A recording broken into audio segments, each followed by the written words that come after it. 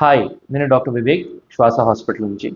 Latest corona virus variant NB181 ఇది మన India మొత్తం కూడా స్ప్రెడ్ అవుతా ఉంది వైరస్. కేరళలో ఎక్కువ కేసులు ఉన్నాయి, ఈవెన్ మన తెలంగాణలో కూడా కేసెస్ వస్తున్నాయి. ఈ వైరస్ వేరియంట్స్ అనేవి కోవిడ్ వచ్చినప్పటి నుంచి ఆ టైం నుంచి వస్తూనే ఉన్నాయి, కొత్త ఏమీ కాదు. అలా చాలా వేరియంట్స్ వస్తూ పోతూ ఉన్నాయి. ఇది ఒమైక్రాన్ మన కోవిడ్ వైరస్ యొక్క సబ్ వేరియంట్స్ అనమాట. కానీ ఇప్పుడు వచ్చిన ఈ వేరియంట్ కొంచెం అన్నిటి మీద కొంచెం ఎక్కువ డేంజరస్గా ఉందని చెప్పి వేరియంట్ అండర్ మానిటరింగ్ కింద WHO పెట్టారు దీన్ని. ఈ కేసెస్ మనము మన ఇండియాలో చూస్తున్నాము. దీనివల్ల రెగ్యులర్గా వచ్చే symptoms fever, sore throat, body pains and cold ఇవన్నీ కూడా ఉంటున్నాయి పేషెంట్స్కి. కొంతమందికి ఈ సిమ్టమ్స్ అన్నీ లేకుండా జస్ట్ సోర్ థ్రోట్ ఉండడము, లేదా ఫీవర్ బాగా ఉండి నెక్స్ట్ డే కోల్డ్ స్టార్ట్ అవ్వడం ఇలా జరుగుతుంది.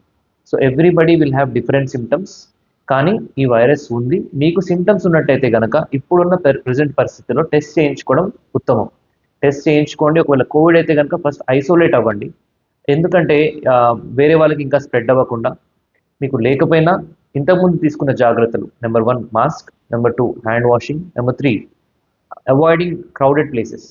బాగా హెవీగా ఒకటే చోట చాలామంది కలవడం అనేది అవాయిడ్ చేయడం బెటర్. ఎందుకంటే అలాంటి ఏరియాస్లోనే ఒక్కరికున్న అందరికీ స్ప్రెడ్ అయ్యే అవకాశం ఉంటుంది. సో ఈ సిమ్టమ్స్ అనేవి చిన్నపిల్లల నుంచి మొదలు పెడితే పెద్దవాళ్ళ వరకు ఎవరికైనా రావచ్చు. కానీ పిల్లల్లో ఈ పర్టికులర్ వేరియంట్ అంత డేంజరస్గా లేదు అని చెప్పి వరల్డ్ హెల్త్ ఆర్గనైజేషన్ చెప్పింది. ఈవెన్ యంగ్ అడల్ట్స్ 50 years లోపు వరకు కూడా పెద్దగా డేంజరస్ స్ట్రెయిన్ కాదు, అంత పెద్ద ప్రాబ్లం క్రియేట్ చేయట్లేదు, నిమోనియాస్ రావట్లేదు అని చెప్పి వరల్డ్ హెల్త్ ఆర్గనైజేషన్ డిక్లేర్ చేసింది. But still there are some cases. Young 21-year-old boy from Mumbai who had some problem, underlying disease ఉన్న బాబు చనిపోవడం జరిగింది. అండ్ ఒక 86-year-old from Bangalore also expired because of this virus. So ఏంటంటే ఈ particular virus అనేది immunity తక్కువగా ఉన్న వాళ్ళని ఎక్కువగా ఎఫెక్ట్ చేస్తుంది. సో మీ ఇమ్యూన్ సిస్టమ్ అనేది స్ట్రాంగ్గా ఉంటే మీరు దీని గురించి భయపడాల్సిన అవసరం లేదు. మీకు ఒకవేళ అన్కంట్రోల్ డయాబెటీస్ ఉంది, దాని తర్వాత ఏమైనా ఆర్గాన్ ట్రాన్స్ప్లాంట్ అయింది, లేదా ఒక క్యాన్సర్ ఉంది, లేదా uncontrolled breathing problem, lung diseases ఉన్నాయి, అప్పుడు మీరు జాగ్రత్త పడాలి. సో ఖచ్చితంగా ప్రికాషన్స్ అన్ని తీసుకోండి. ఎందుకంటే ఎప్పుడన్నా ఎవరికైనా రావచ్చు, ఇది గుర్తుపెట్టుకోండి. ఎస్పెషలీ వయసు ఎక్కువగా ఉన్న వృద్ధుల దగ్గర జాగ్రత్తగా ఉండండి.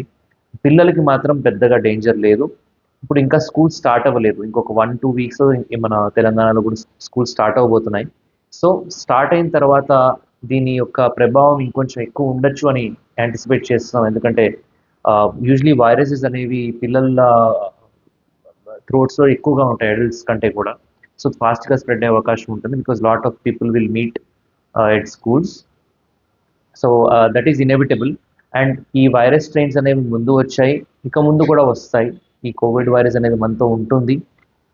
సో వైరస్ అనేది ఏదో వెళ్ళిపోతుంది అని అనుకోవద్దు. సో వైరస్ ఉంటుంది, స్ట్రెయిన్స్ వస్తుంటాయి, కానీ ఆ మ్యూటేషన్ అనేది డేంజరస్గా ఉండకూడదని మనం కోరుకోవాలి. ఆ మ్యూటేషన్ని మన ఇమ్యూన్ సిస్టమ్ని తప్పించుకునే మ్యూటేషన్ కాకుండా మన ఇమ్యూన్ సిస్టమ్ పరిధిలో ఉన్న మ్యూటేషన్ అయితే కనుక, మీరు ఆల్రెడీ వ్యాక్సిన్స్ తీసుకున్నారు కాబట్టి ఒక 3 డోసులు 2 డోసులు అందరూ వేసుకున్నారు కదా, వాటి వల్ల చాలా ప్రొటెక్షన్ ఉంటుంది. అదే కాకుండా హర్డ్ ఇమ్యూనిటీ అంటాం, అంటే ఒక 100 మందిలో 90 మంది వ్యాక్సిన్స్ తీసుకుంటే మిగతా 10 మందికి కూడా కొంచెం వరకు ప్రొటెక్షన్ ఉంటుంది. ఎందుకంటే వైరస్ అంతా ఒక పర్సన్ నుంచి పర్సన్కి స్ప్రెడ్ అవుతూ ఉన్నప్పుడు దాని స్ట్రెంత్ కూడా స్లోగా తగ్గిపోతూ ఉంటుంది. సో ఈ విధంగా హర్డ్ ఇమ్యూనిటీ మనకి ఉంది, వ్యాక్సిన్స్ తీసుకున్నాము. ఇక ముందు కూడా కోవిడ్ బూస్టర్ వ్యాక్సిన్స్ తీసుకోండి. అపోహలు దూరంగా పెట్టి వ్యాక్సిన్ తీసుకోవడం అనేది స్టార్ట్ చేయండి once they are available. And దీంతో పాటుగా మెడిసిన్స్ మనకి ఒకవేళ ఇన్ఫెక్షన్ వచ్చినట్టయితే కనుక పారాసెటమాల్ అనేది మన ఫీవర్ని కంట్రోల్ చేయడానికి వాడచ్చు. ఇక వేరే మెడిసిన్స్ అనేవి డాక్టర్స్ ప్రిస్క్రైబ్ చేస్తారు. సిమ్టమ్స్ ఉంటే పల్మనాలజిస్ట్ని కన్సల్ట్ అవ్వండి. మీ అంతటా మీరు సొంత మెసేజెస్, వాట్సాప్ మెసేజెస్ చూసి మెడిసిన్స్ వాడడం అనేది ఆపండి. ఇలా వాడడం వల్ల కోవిడ్లో కొంతమంది నష్టపోయారు కూడా. సో జాగ్రత్తలు తీసుకోవడం ముఖ్యం. అండ్ సిమ్టమ్స్ ఉన్నట్టయితే కనుక కన్సల్ట్ అవ్వడం ఇంకా ముఖ్యం. Take care.